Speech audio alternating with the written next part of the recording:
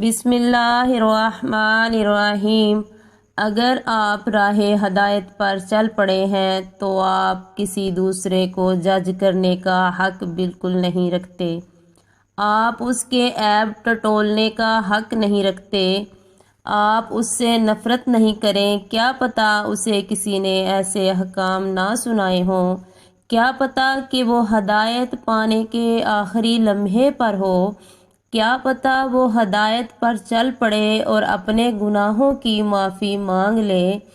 ہم نے شیطان سے نفرت کرنی ہے، انسان سے نہیں۔ ہم نے گناہوں کو ختم کرنا ہے، انسانوں کو نہیں۔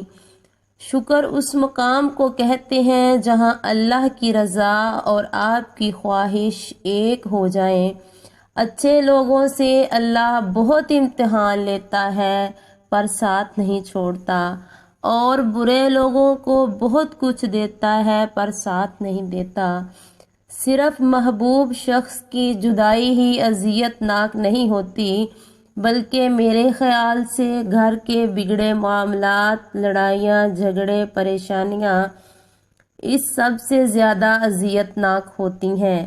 یہ آپ کی خوشیوں کو کھا جاتی ہیں، آپ کے اندر سے بسے اس خوشباش شخص کو مار دیتی ہیں۔ ایسے میں دل و دماغ کا سکون ختم ہو جاتا ہے اور آپ صرف ایک ذہنی مریض بن کر رہ جاتے ہیں۔